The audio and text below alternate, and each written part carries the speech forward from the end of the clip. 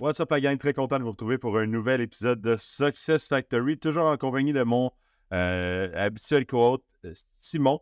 On reçoit cette semaine une belle brochette d'invités. Vous allez voir, ce mot-là est assez bien choisi parce que l'entreprise est une entreprise de brochettes chocolatées carrément.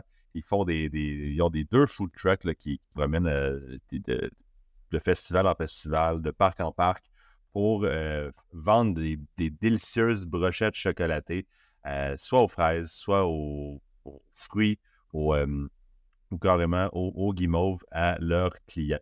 C'est deux jeunes gars, ça fait longtemps que un des deux, j'en connais un, c'est Zachary. Quand je me suis parti à mon compte, je suis tombé sur son nom, j'ai suivi son histoire depuis. Lui qui avait son podcast là, autour d'une tasse. J'ai suivi son parcours. Là, visiblement, il grandit à vue d'œil avec un bon partner en Jacob. Vous allez les voir et écouter parler de ça. C'est le fun de recevoir des jeunes entrepreneurs. On en reçoit de tous les genres à Success Factory, mais de voir à quel point, quand tu es focus puis que tu sens que tu es un entrepreneur né, à quelle vitesse tu peux aller. C'était super le fun de leur parler et de voir là, à quel point leur projet est en train de prendre bien plus que forme parce qu'il est assez. Ils ont le vent dans les voiles, puis je pense qu'ils ont faim de plus. Vous allez l'entendre dans le podcast. Très content des invités qui s'en viennent. Vous allez voir, là, c'est des super invités. À l'entour de l'épisode 66, je vous en parlais la semaine passée, mais à l'entour de l'épisode 66, vous devriez voir la version vidéo de tout ça parce qu'on va enregistrer dans nos nouveaux studios de podcast qui viennent tout juste d'être terminés.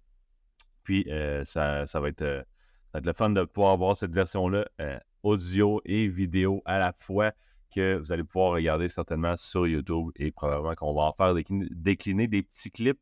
Si vous aimez le podcast, rappelez-vous de laisser un petit like, un petit abonnement sur la plateforme que vous l'écoutez. C'est toujours une belle petite tape dans le dos. C'est une tape dans le dos, puis ça fait connaître des beaux entrepreneurs d'ici et d'ailleurs. Bref, sans plus tarder, on vous laisse avec la super entreprise Mellows avec Zachary et Jacob. Je vous souhaite une super épisode, la gang.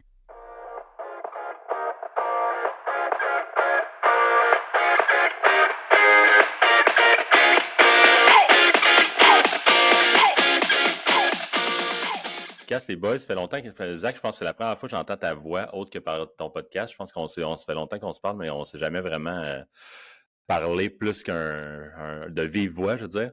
Là, on sort de l'été, les boys. Vous avez fait, j'ai vu dans une couple de festivals. J'ai vu d'ailleurs quand j'ai été au Sensation de Trois-Rivières, mais j'ai pas pensé que Mellows était Zachary Beaulieu et Jacob Lapointe. Fait que j'étais juste ça pour la musique. Fait que est-ce que ça s'est bien passé vos festivals? Comment ça s'est passé votre été jusqu'à date? Notre été jusqu'à date, pour vrai, c'est au-delà de nos attentes. Comme la première, puis comme le premier puis le deuxième été. Fait que ça, on est super contents. Beaucoup de choses qu'on a essayées cette année qui ont porté fruit. Fait que ça, c'est vraiment intéressant, vraiment cool aussi de voir un peu l'évolution de Melrose à travers les années. Tout ce qui est festival et tout. Il y en a qu'on a eu des moins bonnes expériences, il y en a qu'on a eu des meilleures expériences, mais c'est ça qui fait que l'été, ça rajoute du piquant à l'été, ça c'est clair. Puis tu sais, mettons Sensation, comme tu disais, Sensation, puis il y avait Saloon aussi, je pense, la veille. C'était pour nous, c'était une première, là, un festival de musique, vraiment, comme ça, c'était une première. Puis ça s'est avéré vraiment une belle fin de semaine. Fait que, bien content. En plus, la musique était bonne. Fait que vous pouvez profiter un peu c'est sûr que vous n'avez pas le temps d'enjoy l'event? Non, pas vraiment, je te dirais. C'est plus passer dans le food truck. On entendait juste du boom boom, mettons. Pour notre audience, Jacob, tu peux peut-être Cayman, c'est quoi exactement que vous faites? C'est quoi Mellows? En fait, Mellows, à la base, c'est un food truck qu'on a parti. Ça avait notre troisième saison cette année. Puis, en fait, on l'a parti dans le but de... On avait une mission bien précise, là. On pourra en reparler un petit peu tantôt. Mais à la base, on a comme vraiment parti Mellows par le produit, puis c'est devenu un food truck par la suite. Fait que c'est quand même un processus un peu inverse de ce qu'on voit d'habitude, où ce que les gens ils vont partir plus une brand, puis après ça, ils vont créer le produit. Mais écoute, ça s'est passé comme ça, ça a donné comme ça, puis ça a fait un bon résultat. Fait que nos produits sont uniques, c'est des produits qu'on a créés nous-mêmes dans notre cuisine. On a fait des tests, puis ça a porté fruit, c'est le cas de dire. On a beaucoup de fruits, des guimauves dans nos produits. Puis on a créé le produit qui est le Mélo. Fait que le Mélo, c'est une brochette de fraises, en fait de fruits et de guimauves enrobés dans le chocolat. Fait que c'est un produit qui est, on appelle sucré santé. Ben là, tu peux pas nous laisser sur notre haleine comme ça, Jacob, si tu veux continuer puis nous décrire un peu justement votre mission précise, pourquoi vous avez parti ça et c'était quoi le but? Ouais, dans le fond, Melrose, l'histoire un peu de comment ça a parti, c'est que moi, j'étais en voyage de snow là, avec des amis.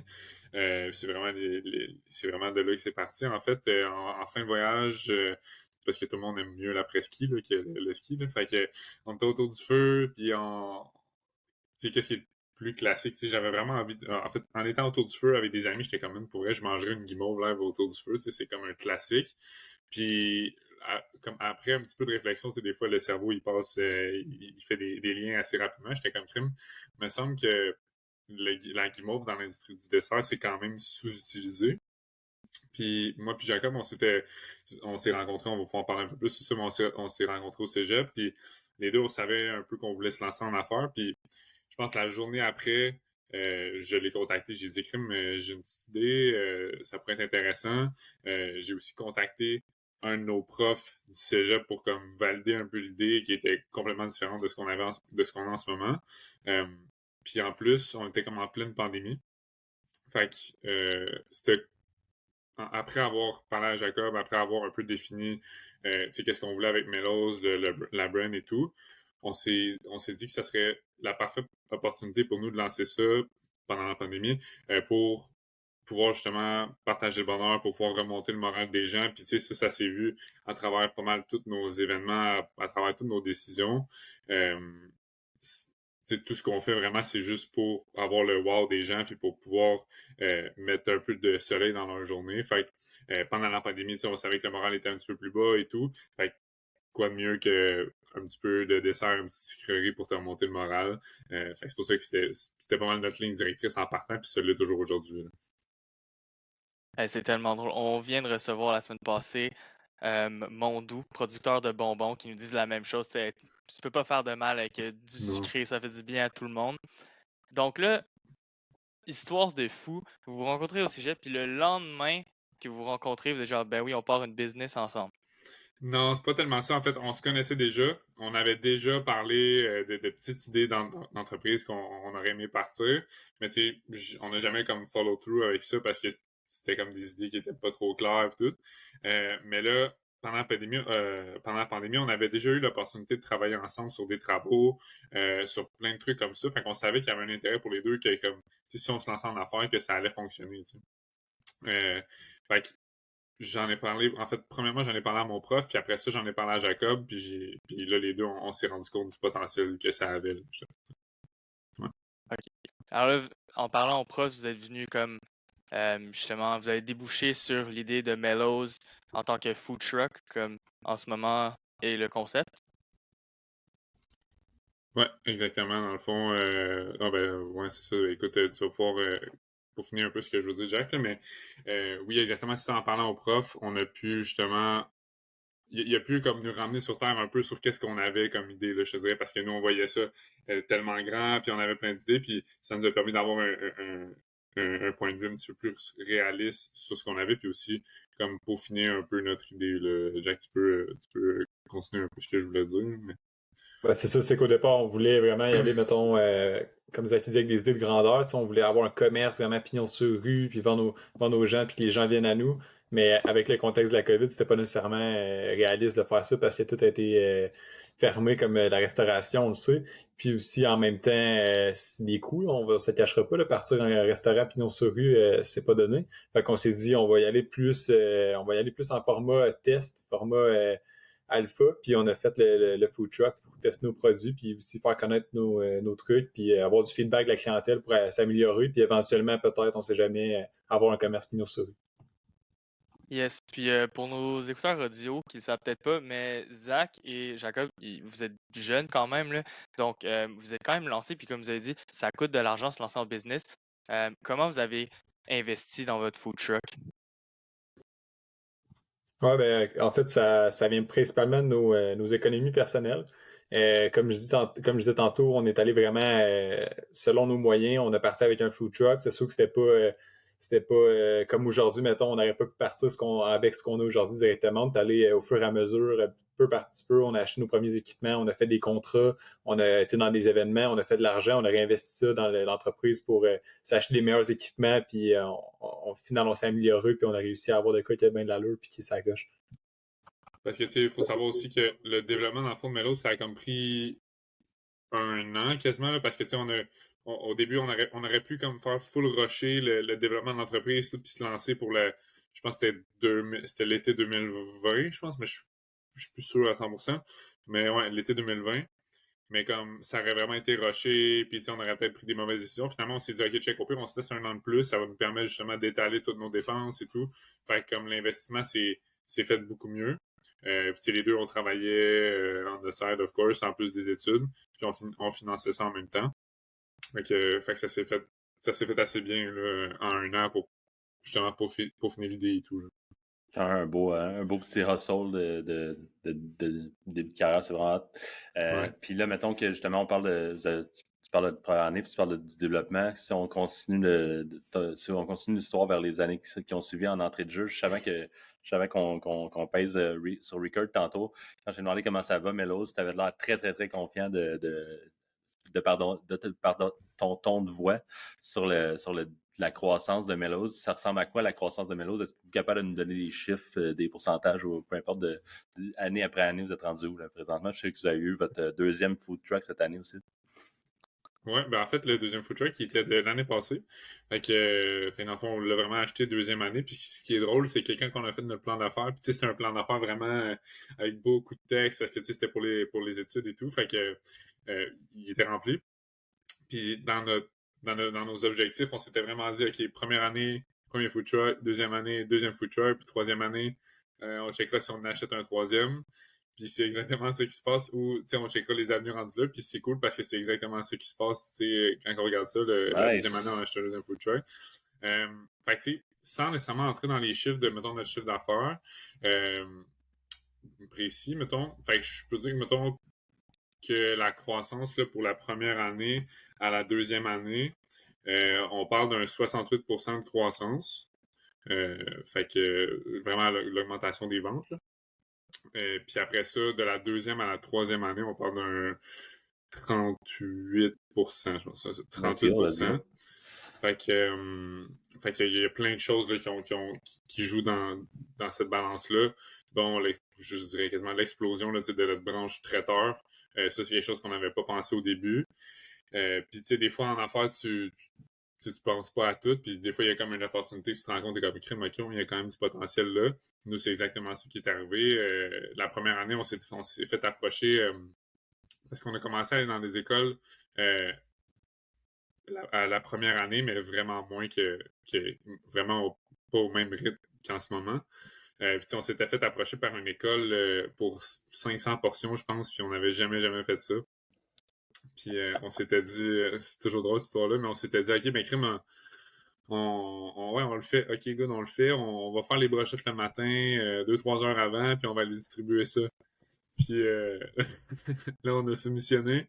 On l'a pas eu, puis une maudite chance, parce que après ça, on a eu une autre soumission pour 500 aussi pour le cégep de Trois-Rivières. Puis on s'est dit, écoute, on va le faire la veille. Finalement, ça a pris genre 9 heures. C'était n'importe quoi. C'était fou raide. Fait que des fois, la vie fait bien les choses. Là. Fait que c'est ce niveau croissance, on est vraiment, vraiment content des chiffres. T'sais, on se fixe des objectifs, puis finalement, on les explose à les 2 années qu'on les a faites, même la première année aussi. Mettons la première année, ça ne me dérange pas, là, les revenus de le dire. La première année, je pense qu'on s'était fait un tableau dans notre cours, je pense que c'était démarrage d'entreprise, puis on s'était fait 3 scénarios. Fait qu'on s'était fait un scénario pessimiste, un réaliste, puis un optimiste. Puis je pense que l'optimiste était en haut, c'était 45 000 et plus, je pense, de chiffre d'affaires, ou 30 000 et plus. Puis finalement, tu vois, là, la première année, notre chiffre d'affaires, c'était 60 000. Fait que, tu sais, c'était vraiment pas quelque chose qu'on s'attendait, mais dans le sens que on se fait des objectifs, on est comme, OK, mais finalement, dans le fond, on peut faire tu sais, on C'est peut vraiment c'est conseillé quand tu donnes des objectifs de comme targeter plus haut que tu penses que tu vas être. Comme ça, tu vas faire, au pire, tu feras moins, mais ça sera au-dessus de ton objectif. Normalement, Jacob, tu veux Camille? Ouais, ben c'est ça justement, c'est quelque chose qu'on travaille beaucoup parce que moi je suis quelqu'un de très réaliste, terre à terre, puis qui aime ça quand même être dans d'être conservateur dans mes prévisions. Puis Zach, c'est l'inverse, lui, c'est lui qui nous amène toujours plus haut. Puis c'est une discussion qu'on avait hier soir justement de parler des objectifs qu'on a dépassés, puis que c'est quoi le prochain objectif. Puis ça, tu vois, c'est quand même drôle la réalité parce que moi j'étais là, on pourrait se fixer tel montant, d'après moi on a des chances de l'atteindre, puis c'est ça, Zachary il était là, non, non, c'est ça notre objectif, puis c'était beaucoup plus, puis finalement je pense qu'on a des chances de l'atteindre. Fait que c'est drôle de voir quand même l'impact que ça peut avoir de fixer les objectifs. Je pense que c'est important. C'est hâte de voir votre dynamique un peu qui se complète. Est-ce que vous complétez à d'autres niveaux aussi que dans au côté vision, objectif, résultat? Ouais, ben c'est ça. En fait, c'est ça. Moi, comme je disais, je suis quelqu'un de réaliste. C'est plus chiffres. C'est vraiment mon domaine, l'approvisionnement, la gestion des stocks. Tandis que Zach, lui, c'est vraiment plus quelqu'un de marketing, vente, communication. Fait que c'est pour ça la première été, tu vois, c'était vraiment pas optimisé, mais on faisait beaucoup de choses à deux. Puis finalement, on s'est rendu compte que c'était beaucoup plus pertinent puis beaucoup plus efficace de séparer les tâches. Puis c'est là qu'à partir de la fin de la première année, puis à partir de ce moment-là, la deuxième année et tout, on s'est vraiment fixé des rôles distincts. Puis on était vraiment plus performant, puis on se pliait moins ses pieds aussi. Puis ça fait en sorte qu'on peut se performer dans ce qu'on est vraiment bon et non dans tout. Parce qu'on peut pas être bon dans tout, puis espérer avoir les mêmes résultats. Puis, tu sais, une chose qu'on a remarqué aussi, c'est que d'avoir une entreprise, c'est que ça t'expose genre fois 1000 à tous tes bons côtés, mais genre vraiment tes mauvais côtés aussi. Fait que, tu sais, j'ai des amis qui sont en affaires tout seuls, puis pour vrai, je leur dis félicitations pour vrai parce que il y a des choses que, mettons, c'est ça, on a des faiblesses, moi plus Jacques, mais là, d'avoir quelqu'un pour te tenir un peu responsable, faire comme, tu sais, tu penses à ça, ou on devrait pousser plus pour ça ou pour ci. Tu sais, quand t'es tout seul, tu l'as pas vraiment ça, puis t'as juste ta petite voix qui dit comme, ah, fuck, tu sais, j'ai fait une erreur, fait que c'est plus tough de se remonter. Fait que c'est cool. Notre dynamique, c'est sûr, je pense que c'est une des raisons de pourquoi ça va aussi bien Mellows, c'est qu'on est capable de voir la part des choses des deux, puis d'apporter notre point, là. Sans que ça stagne, mettons, les discussions. Il y a un aspect aussi, j'ai l'impression, de comme tu peux. T'as beau vivre des difficultés, des succès, puis genre, t'as le goût de partager tes succès, mais quand tu partages tes difficultés, c'est comme le monde alentour de toi auquel tu partages, ils comprennent pas nécessairement à quel point c'est quoi exactement. D'avoir comme quelqu'un que tu peux comme unwind, là, genre, de te laisser comme aller dans ton. OK, là, j'ai besoin de souffler un peu, là, j'ai besoin de débuzzer, mais d'avoir quelqu'un qui comme comprend ta réalité puis qui est en crise avec toi, là, c'est comme c'est une belle affaire. Vraiment, vraiment. Mon petit Simon, je te laisse enchaîner. J'étais surtout pas sur mute, la gang. Donc, Jacob, t'as mentionné que t'es un gars de chiffres, puis je suis un gars de chiffres aussi, donc parlons-en un petit peu. Vous avez dit soumissionner justement pour des projets un peu plus custom. C'est quoi votre processus pour les soumissions et comment justement vous calculez le prix de tout ça? Ben, en fait, c'est vraiment un processus où ça dépend un peu du contexte. Si nous, on contacte des gens pour faire des événements ou si les gens nous contactent, c'est sûr que là, c'est plus Zachary qui s'occupe du processus de vente puis tout ça. Fait que je pourrais y laisser parler de comment il fonctionne à son niveau. Mais pour ce qui est des chiffres, c'est vraiment des tarifs qui dépendent des options que les gens vont prendre. Nous, on a plusieurs formats de produits, on a plusieurs saveurs de produits. Fait que tout dépendant de ce que les gens recherchent. Par exemple, quand on va en entreprise, on fait beaucoup de contrats traiteurs en entreprise cette année. Ça va souvent être des mélos réguliers qu'on appelle. Fait que c'est la taille des brochettes sont beaucoup plus grosses. C'est la portion pour un adulte. Mais si on va dans une école, par exemple, souvent, ça va être des mini parce que c'est pour des enfants. Ça fait plus de sens pour eux. Fait que ça, c'est sûr que ça va faire changer le prix. Puis par la suite, ça dépend aussi de ce que les gens choisissent, à savoir s'ils veulent avoir plusieurs saveurs de chocolat, plusieurs saveurs de fruits, ou s'ils veulent vraiment avoir un format standard pour tous. Ben là, nous autres, c'est sûr que ça engendre des coûts différents parce que la production est plus longue, par exemple, si on a besoin de custom un peu les produits à faire. Fait que puis c'est ça, là, les prix dépendent de la quantité. Si on a un certain bracket, si les gens commandent de temps à temps, ben, ça donne tel montant, et ainsi de suite. Là. Fait que je connais pas par cœur les chiffres. Là, on a vraiment un tableur Excel pour ça, mais je peux laisser Zach parler un peu plus de comment on fonctionne avec les gens pour les soumissions et tout ça. Ouais, ben honnêtement, c'est assez simple. Euh, un peu comme Jack disait, dans le fond, on a un certain tarif, on a aussi, dans le fond, une nouveauté de cette année, là, c'est qu'on a appliqué un minimum de personnes.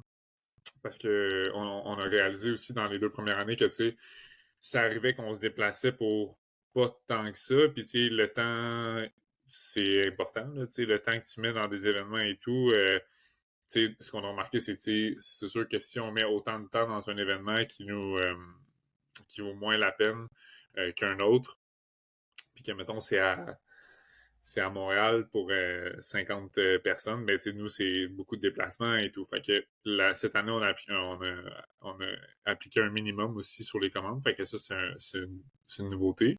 Mais pour le processus de soumission, c'est vraiment selon le nombre de personnes, avec le déplacement, puis on ajuste la soumission pour chaque personne. C'est vraiment pas tant compliqué. Puis je pense que les gens ils aiment ça aussi, c'est que, tu sais, nos frais, il n'y a pas de frais de je sais pas, là, c'est des frais inventés que t'es comme pourquoi il y a ça, tu comprends pas trop. C'est vraiment juste, c'est transparent comme tarification. Il y a juste le tarif par portion.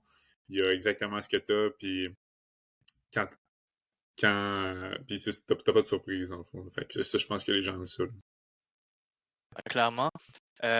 Au niveau de votre croissance, parce que vous êtes un food truck, vous avez vos 2 food trucks en ce moment, le service traiteur, est-ce que vous vous sentez restreint? Est-ce que justement vous voyez un besoin d'acquérir une cuisine pour faire des brochettes traiteurs? Est-ce que vous pensez au prochain food truck? Est-ce que c'est limitant?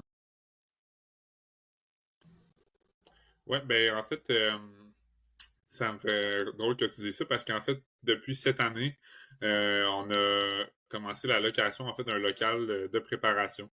Fait que on a remarqué là, au début de la saison, comme en début juin, que là, les demandes ils commençaient à être assez fréquentes. Là. Fait que là, on était genre là, on commence à avoir honnêtement, pendant le mois de juin, je pense qu'on a eu peut-être 4 ou 5 jours là, qu'on avait soit pas de contrat, soit pas de préparation à faire. Là. Fait que c'était quand même un gros mois. Puis là, on s'est dit, on était comme, pour vrai, on peut juste pas. Parce qu'en fait, les 2 premières années, on faisait toute la préparation dans le food truck. Fait que, mettons que on revenait d'un événement à 4 heures de Montréal ou de peu importe où. Puis après ça, qu'on avait, je sais pas moi, 500 mélos à faire, ben là, on pouvait pas commencer avant genre 5 heures. En plus, en juin, il fait quand même assez chaud. Fait que ça prend tout le temps un peu plus de temps. Fait que c'était dur à contrôler. Puis là, cette année, on s'est regardé puis on s'est dit là, faut trouver une solution pour ça. Fait que je pense qu'on a trouvé on a commencé à chercher des locaux, puis je pense qu'on en a trouvé un pour vrai ça a pris une semaine, je pense. On l'a visité, puis on a signé presque sur le champ. Parce que justement, on regardait notre calendrier, puis on était comme pour vrai, ça s'en vient assez vite. Là. Fait que là, ça sert aussi un peu d'entrepôt, ce local-là, en plus. Fait que ça nous permet justement d'être plus indépendants à ce niveau-là, parce que depuis le début, en fait, on mettait gros du stock chez les parents à Jacob en plus. Fait que ça leur permet de libérer leur maison. Euh, fait que, fait que c'est ça. Fait qu'on peut maintenant aussi déléguer la préparation sans qu'on ait besoin d'être là. Fait que ça, c'est un gros game changer. C'est arrivé fréquemment là, depuis le début de l'été que mettons, moi et Jack, on était à distance, on était partis sur des événements, puis que les employés faisaient des mélos pendant qu'on était partis. Ça, c'est quand même un game changer pour nous parce qu'on revenait puis les mélos étaient déjà prêts. Là, fait que ça, c'est cool. C'est un vraiment bon sujet. C'est quand, dans votre développement, que vous avez engagé votre premier employé? Là, vous êtes rendu à combien d'employés? Puis aussi, c'est quoi que vous avez délégué? C'est quoi que vous aimez faire, que vous gardez, VS? C'est quoi qu'on donne aux autres? Oui, en fait, c'est l'année dernière, la deuxième saison de Meadows, qu'on a engagé nos premiers employés. Puis en fait, c'était vraiment parce que là, on était à une localisation qui est l'île Saint-Quentin. Ça, c'est comme un parc sur le bord de l'eau où on était là tout l'été. Fait que on a cru pertinent parce qu'on était ouvert 7 jours sur 7 d'avoir un peu d'aide pour nous aider à souffler, puis aussi qu'on puisse se permettre de faire d'autres contrats traiteurs en même temps, parce que si on travaillait les deux tous les 7 jours de la semaine, on pouvait pas faire autre chose. Fait que c'est pour ça qu'on a engagé 2 employés. Puis ça a vraiment bien été. Ça a été une belle expérience pour nous aussi d'avoir le processus d'embauche puis de gestion d'employés. Puis pour revenir à ta question un peu, à savoir qu'est-ce qu'on veut déléguer, qu'est-ce qu'on veut garder, bien on s'entend que toute la gestion, toute la vente, les soumissions, c'est sûr, c'est nous qui s'occupent de ça. L'approvisionnement aussi, la comptabilité, mais ce qu'on va déléguer, c'est vraiment plus la production. Justement, quand on va parler tantôt dans le local, mais aussi des heures qu'on passe dans le food truck, on aime mieux les léguer les déléguer à nos employés pour que nous, on se concentre sur le développement à long terme stratégique de l'entreprise. C'est vraiment quelque chose que cette année aussi, on essaie beaucoup de faire. Fait que cette année, en fait, nous, le problème qu'on a, c'est qu'on est saisonnier. Fait que souvent, les employés vont quitter pour le reste de l'année, ils ont d'autres emplois, sont souvent aux études.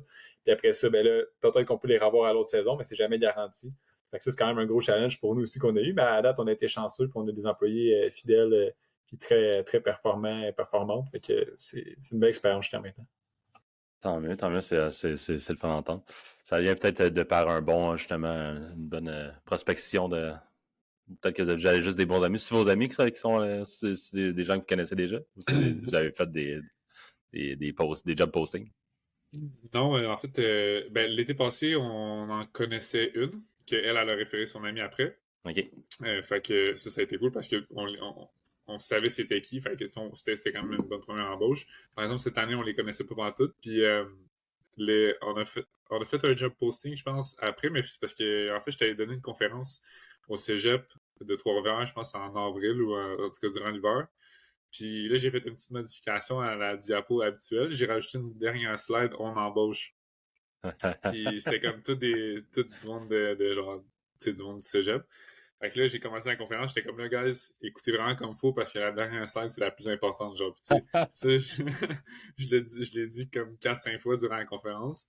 Puis là, à la fin, je l'ai comme répété. Puis grâce à ça, il y a les 2 employés qu'on a embauchés, dans le fond, ils venaient de la conférence. Genre, ils sont venus nous voir. Il y en a une qui est venue nous voir direct après à la fin de la conférence pour appliquer. Puis il y en a une qui a envoyé son CV le lendemain. Fait qu'on n'a même pas eu besoin de chercher à ce niveau-là. Super belle technique. À recommencer. Faites une petite conférence à tous les mois de mai, fin de session là, au Cégep de Trois-Rivières. Vous allez être grillés. Ça, c'est sûr. Vous êtes de Trois-Rivières, justement, je pense. Si je me trompe pas. Jacob et Nicolas, moi, je suis de. Là, j'habite à Trois-Rivières, mais j'habitais à Gentilly quand on a lancé. Fait que juste au bord du pont. J'ai l'impression que vous êtes justement pas loin de la ville avec le fait d'avoir un food truck là, d'avoir le Festival Sensation. Est-ce que vous avez eu de l'aide de la ville? Est-ce que vous avez une relation proche avec eux? C'est sûr qu'avec l'île Saint-Quentin, on a vraiment une bonne relation. Je vais pouvoir laisser Jack en témoigner, là, mais ouais. Ouais, mais c'est ça, les Saint-Quentin, c'est vraiment un peu notre référence auprès de la ville parce que c'est avec eux qu'on communique souvent. C'est là qu'on est présent à Trois-Rivières le plus souvent. Fait qu'on a une super belle relation avec eux. C'est la 3e saison cette année qu'on était là parce qu'en fait, la première année, on avait testé un peu l'île Saint-Quentin pendant à peu près un mois. Puis après ça, l'année d'après, on était allé là tout l'été, puis cette année aussi. Fait que c'est une belle relation à long terme qu'on a avec eux, puis on aime vraiment ça parce que d'année en année, on peut on peut bonifier un peu notre offre avec eux. Les autres, ils nous aident aussi à nous donner de la visibilité. En échange, on est là pour leurs événements puis leurs activités. On est toujours ouvert à ce moment-là. Fait que c'est une belle relation avec eux. Puis aussi, ce qu'on apprécie, c'est que ils peuvent toujours nous fournir, par exemple, des électriciens pour nous brancher puis tout ça. Puis à chaque fois qu'on le demande, on le reçoit toujours à temps. Fait que c'est vraiment, on a une belle relation qu'on veut garder à long terme avec eux. Super le fun. Parlant de relations, on a fait une petite tournée médiatique là, comme qu'on fait pour à toutes les fois qu'on reçoit un invité. Puis vous vous avez sorti dans quelques journaux locaux, puis une présence à iHeartRadio aussi. Est-ce que dans ça, je disais que vous avez que vous essayez de bâtir une proximité avec vos consommateurs. Ça vient un peu s'agencer avec ce que tu disais au début, Zachary, sur le fait de vouloir répandre le bonheur comme mission. Est-ce qu'il y a une raison? C'est quoi la raison stratégique derrière ce choix? Puis c'est quoi surtout, comment que ça se traduit comme sur le terrain, ces aspects-là? Ouais, en fait, tu sais, vraiment, depuis le début, dans tout le développement de nos produits, dans le développement de l'image Mellows, de même nos processus de, tu sais, comment on sert les gens, comment on les accueille, on veut absolument que les gens aient un effet wow, puis on veut que les gens ils puissent se sentir à l'aise, puis ils puissent se sentir quasiment à la maison quand ils viennent chez nous, parce que, tu sais, on se l'est souvent fait dire justement que crime, c'est le fun d'aller chez Mellows, on a l'impression de parler à des amis et tout, puis en sachant qu'on veut répandre le bonheur, ben, tu sais, c'est où les meilleures places que tu te sens bien puis que t'es à l'aise d'être toi-même, ben c'est soit à la maison ou avec des amis. Fait que, tu sais, si on est capable d'apporter cette vibe-là dans le food truck puis d'être les amis des gens, même qu'on les connaisse ou pas, que si tu as eu une mauvaise journée, mais tu as juste à passer chez Mellows puis déjà là, comme ta journée est meilleure. C'est un peu comme si quand tu parles à un de tes amis, même un 30 minutes, tu as du fun puis puis ta journée a changé du tout au tout. Fait que c'est vraiment ça la raison stratégique, on va dire. Je te dirais que c'est plus une raison humaine. C'est pourquoi, en fait, on a décidé de garder ça puis de vouloir pousser ça parce que pour nous, on veut se rapprocher des gens le plus possible puis d'avoir une relation avec eux. Donc, c'est ça. Puis pour ça, la question par rapport à la radio, aux journaux, puis tout ça, en fait, ça a été une belle opportunité pour nous autres qu'on s'est fait présenter. Pour notre lancement, la première année, Zachary avait contacté un peu les médias pour leur en parler, des jeunes entrepreneurs pendant la pandémie qui se partent une entreprise. Fait que ça, c'est sûr, ça a bien fonctionné. Puis pour ce qui est après ça, par la suite, on a eu plusieurs opportunités que les gens nous ont contactés pour parler de nous. Fait que dans ce cas-là, tu dis jamais non. Fait que par exemple, on a passé à l'émission à Radio-Canada, l'épicerie, ça fait le tour du Québec, on s'en faisait parler, j'allais dans des contrats à Longueuil, puis les gens m'en parlaient. Après ça, j'étais à Québec le lendemain, puis on m'en parlait aussi. Fait que c'est vraiment le fun de voir que les gens ça n'avait pas passé inaperçu pour les gens. Puis à la radio, même chose, c'est ça, c'est souvent on se faisait appeler, est-ce qu'on peut parler de vous? Surtout au début aussi, parce que c'était encore en contexte de COVID, puis on était des jeunes entrepreneurs, mais même encore aujourd'hui, il y a plein de gens qui nous contactent pour faire des émissions avec nous autres. Je pense parce qu'ils trouvent ça original, puis parce qu'on offre quelque chose qui se trouve pas ailleurs. Un beau concept, certainement. Ce qui est intéressant aussi avec votre relation client, c'est que il y a vraiment du potentiel à la récurrence, je pense, avec Melos. Puis pas juste du consommateur que ils vont à vos food trucks s'acheter des brochettes de façon personnelle, mais avec vos contrats peut-être plus scolaires, c'est pour des événements qui sont récurrents aussi, des festivals, whatever. Est-ce que vous avez une stratégie pour entretenir les personnes clés de ces contrats-là, etc.? Ben, on achète beaucoup de bouteilles de vin. C'est vraiment une blague. Non, mais ben, c'est sûr que ben, moi, personnellement, c'est sûr que je suis une personne qui jase beaucoup et tout. Puis on essaye tout le temps. Ben, en fait, on essaye. On veut vraiment avoir la meilleure relation possible avec les gens. Puis je pense que notre relation avec les gens, avec ceux qui vont prendre nos services ou qui vont les recommander, vont vraiment passer par le service qu'on donne. Puis c'est une chose que moi puis Jacques, on met vraiment de l'avant dans tous nos événements corpo parce que souvent, les événements corpo, ça arrive souvent qu'il y a des changements de dernière minute ou les festivals, il faut s'adapter vite. Puis c'est vraiment quelque chose que les gens apprécient fortement de nous. C'est que si on arrive sur un site, ils sont comme, hey, là, vraiment désolé, mais comme il va falloir se bouger, finalement, c'est pas là, ou des trucs comme ça, des imprévus, ça arrive. Puis on commence pas à chialer, faire comme, ben là, pourquoi il y a des changements? On s'adapte, puis les gens, ils trouvent ça cool parce que c'est facile de travailler avec nous. Puis en plus, on le fait avec le sourire. Puis ça se voit vraiment, ça se voit dans nos événements qu'on fait parce que il y a plusieurs écoles, puis même plusieurs entreprises que ça fait plusieurs fois qu'on retourne, comme 2-3 fois. Fait que ça montre que justement, l'effort qu'on met à s'adapter puis à être souriant puis à être smart, ben ça porte fruit. Fait que de garder nos relations, c'est clair que on reste toujours en contact, on fait des suivis assidus, comme hey, finalement, est-ce que vous organisez quelque chose et tout. Puis souvent les gens, ça c'est une leçon peut-être que je pourrais donner aux gens qui écoutent, mais comme si t'as peur de faire un suivi, genre pourrais faisant 3-4 si tu veux, mais comme souvent les gens tu vas faire un suivi puis ils sont comme hey merci pour le suivi, by the way, j'avais complètement oublié. Puis là tu viens de starter la conversation, tu sais, fait que c'est sûr que pour nous, les relations, c'est surtout dans la branche traiteur, là, ça vaut de l'or. Yes, absolument. Donc là, on vient à la fin justement de la période forte, disons, là, de votre année 3. Qu'est-ce que vous avez prévu pour année 4? Ouais. Année 4. Écoute, ce que je peux dire, c'est que.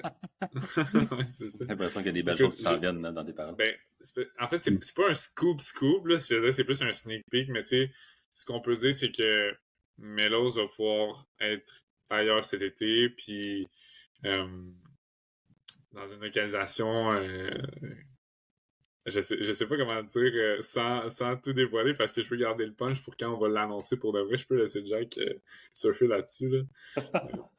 Ouais, ben en fait, on va être près des gens et on va aller, on va être en faire en mesure d'être dans un autre canal de distribution, puis que ce soit plus facile d'accès pour les gens de venir nous voir. Puis on va offrir une autre variété de produits qui va bien se compléter à ce qu'on offre déjà. Puis on va être dans un endroit qui fit avec notre concept, qui est intéressant, puis que je pense que les gens vont apprécier. Puis on va se rapprocher aussi. On reste dans le coin de centre du Québec, Trois-Rivières, mais on va se rapprocher de nos gens, si on peut le dire comme C'est ça. sûr que les gens de la région, ils pourraient avoir une petite idée de où est-ce qu'on pourrait aller l'été prochain, mettons. C'est extrêmement cool d'entendre que justement vous allez dans la direction de la cuisine, plus de camions, un meilleur spot. Mais il y a aussi justement le variable gamme de produits, genre vos ventes à ce niveau-là. Et là, est-ce que vous avez la capacité, justement, là, vous parlez d'ajouter un nouveau produit? Est-ce que vous voyez développer 4, 5, 6 et un menu complet de produits différents qui ne sont pas juste les mellows? Ben, c'est sûr que ça dépend un peu où est-ce qu'on va s'en aller parce que tu sais, je te cacherai pas qu'on aimerait ça. On commence à regarder un peu pour du retail tranquillement pas vite. Fait que c'est sûr que on va regarder un peu qu'est-ce que le marché veut aussi. Mais oui, of course, que tu sais, s'il faut faire des changements à notre production pour pouvoir en faire plus ou pouvoir créer des. En fait, je te dirais que les mélos, on va garder ça vraiment, ça va être notre focus, mais juste de les peaufiner ou d'apporter des modifications pour que la valeur soit encore meilleure puis pour que le dessert soit encore plus wow dans le fond. Je te dirais que c'est vraiment plus ça qu'on veut apporter comme modification là. Puis aussi, dans le fond, c'était dans la première année, on offrait presque juste les mélos puis les cafés glacés. Mais à partir de l'année passée, à l'Île-Saint-Quentin, on offrait aussi crème glacée, on offrait aussi d'autres sortes de breuvages, plein de sortes de produits à base de crème glacée, en fait. Puis on offrait des pop-corn chocolatés. On a vraiment comme élargi déjà la gamme de produits. Fait que c'était pas seulement les mélos, mais on essaie de peaufiner encore, d'enlever certains trucs, en rajouter d'autres, puis vraiment d'élargir pour tout le temps satisfaire les besoins puis les intérêts des clients. Logique, logique, logique. Ça, c'était un trou dans notre recherche. Je n'étais pas au courant que vous aviez déjà toute une belle gamme de produits à offrir. Tu as parlé de retail, ce qui est définitivement un axe de croissance incroyable. Est-ce que vous voyez mettre des fruits frais dans vos brochettes Mellows et l'avoir comme un produit justement réfrigéré? Vous voyez plus ça comme un produit shelf stable qu'on va pouvoir garder plus longtemps sur des tablettes non réfrigérées? Ben, c'est exactement ça c'est exactement la raison pourquoi on n'est pas en retail en ce moment, je te dirais. Pas la seule raison, mais c'est un énorme variable qui est dur à contrôler, là, la qualité des fruits. Puis pour nous, la qualité des produits, ben, c'est primordial. Là, puis c'est une des raisons pour que les gens adorent nos produits. Puis adorent venir chez Melrose. Fait que la conservation des fruits, c'est sûr que c'est vraiment un problème. Par contre, on est comme en discussion, on commence à brainstormer, à regarder des trucs pour peut-être garder la fraîcheur de nos produits, mais peut-être, on pourrait dire, remplir les tablettes un petit peu plus souvent pour garder la fraîcheur. Fait qu'aussi cibler des commerces que à leur tour, ils mettent la fraîcheur de l'avant, mettons. Fait que c'est pas, mettons, une épicerie, eux, ils veulent mettre le plus de produits possible, puis plus longtemps ça se garde, quasiment mieux c'est. Tandis qu'il y a des marchés, il y a des épiceries un petit peu plus fines et tout qui priorisent les aliments faits à la main, qui priorisent le frais. Fait on est en train de regarder ça puis cibler un peu ces places-là pour essayer de voir qu'est-ce qu'on pourrait faire à ce niveau-là. Mais sinon, c'est sûr que ça serait d'adapter le produit et tout, mais on n'est pas exactement rendu là encore. Parlant justement de vente au détail, vous avez une croissance vers le haut. On travaille aussi, Wavency, notre agence, avec la Dipri, qu'on voit aussi avoir une croissance vers le haut. Par contre, il y a un de vos pseudo-compétiteurs qui a récemment fermé porte avec Juliette et Chocolat, qui avait quand même plusieurs points de vente, puis plusieurs restaurants, puis qui a dû fermer ses portes. Est-ce que ça, c'est quelque chose qui vous fait peur? Comment vous avez vécu ça? Comment vous voyez ça, cette histoire-là? Non, ben, en fait, moi, personnellement, ça me fait pas peur parce qu'on est toujours en évolution, on stagne pas, puis aussi on développe de plus en plus, comme on disait tantôt, notre branche traiteur. Fait que ça, c'est vraiment quelque chose, un créneau vers lequel on pensait même pas aller au début, puis finalement, c'est rendu quasiment notre créneau principal. Fait que c'est vraiment quelque chose qui nous permet d'assurer une belle croissance à long terme, puis en gardant nos activités plus B2C, de vente au public avec les food trucks et les autres emplacements. ben, on peut quand même assurer aux gens qu'on est présent pour leur vendre en permanence, un peu comme Juliette et Chocolat faisaient. Mais nous, de notre côté, ça va encore super bien, fait qu'on n'est pas, on planifie pas fermer quoi que ce soit. Mais par la Naturellement. suite, après ça, en augmentant le traiteur, ben là, ça nous permet d'avoir une belle croissance. Puis avec les autres avenues de distribution qu'on envisage, ben, on anticipe une autre croissance encore l'année prochaine puis les autres années. C'est sûr que c'est ça, on n'est pas à l'abri d'aucun problème, mais je pense qu'on peut apprendre un peu de ça pour essayer de voir, OK, ben comme si le marché agit d'une certaine façon, mais vers quoi qu'on va s'enligner, mais je pense que la clé à date de pourquoi ça va bien, mais là, c'est qu'on est vraiment capable de s'adapter rapidement pour faire comme, OK, finalement, même si on travaillait sur un projet, puis que finalement, on se serait dit, genre, ah, ben, crime, on, on va continuer parce on a commencé, genre, mais tu sais, comme si même si tu as commencé, puis tu te rends compte finalement que c'est pas tellement bonne idée, ben on va s'adapter, puis c'est correct, là, tu sais, on aime mieux s'adapter, puis s'assurer que l'entreprise continue de grossir, là. Ouais, c'est ça, faut pas avoir peur de tourner sur un 10 cents parce que justement, on prend des décisions au moment qu'on prend des décisions parce que ça fait du sens avec l'information qu'on a, mais quand on développe quelque chose, quand on fait quelque chose de nouveau, si ça ne fonctionne pas, ben, c'est correct de changer parce que là, tu as cette nouvelle information-là d'une site que tu n'avais pas avant. C'est correct de se Exactement. retourner c'est correct de se retourner sur un 10 cents de temps en temps. Ouais, exactement. Puis, ben écoute, je sais qu'il était 50, là, mais peut-être un autre point que je voudrais rajouter, c'est que on a comme une croissance, oui, qui est rapide, on va dire, ou en tout cas qui va bien, mais je pense on est assez bon pour avoir une croissance qui est stable, puis pas vouloir trop euh, trop investir juste pour flasher, mettons, puis le fait de se dire, ah ouais, on a plein de produits en inventaire, on a plein de produits en ligne, puis tout, mais comme on est capable de juste contrôler la croissance pour garder une rentabilité qui est bonne, puis tout ça, pour que finalement on puisse prendre des décisions qui sont plus sensées. Je sais pas si tu comprends. Je Ouais, sais pas si je c'est pense que clair. c'est ça. Ouais, je pense que c'est clair. C'est vraiment, vous voulez prendre des décisions côté croissance qui sont comme vraiment pas précipitées pour juste, vous voulez y aller de manière logique, là, étape par étape, de comme avoir je fais ça, là, ça, ok, ça m'amène là, puis juste y aller step by Mhm. step. Tu voulais parler, Mhm. Jacob?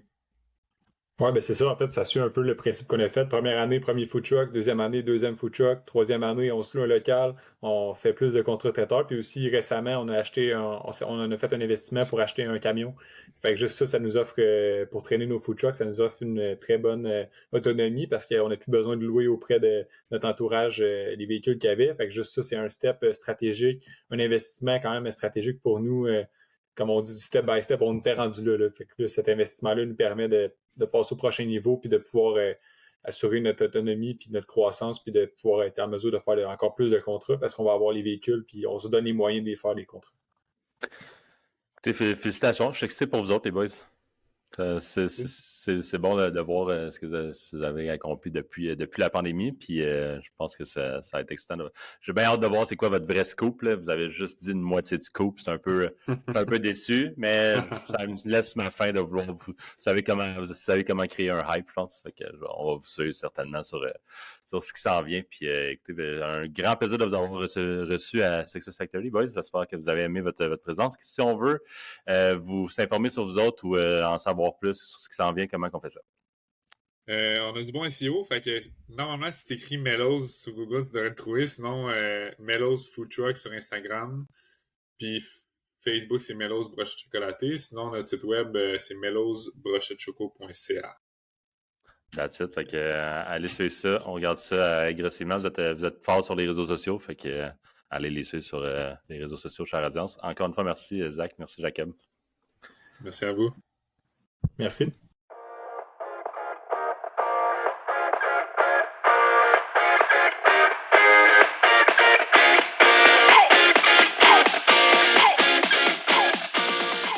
Hello, j'espère que vous avez apprécié l'épisode. Si vous avez aimé le podcast, on vous invite à aller laisser un petit avis ou vous abonner sur Spotify ou Apple Podcasts pour nous aider à le faire connaître.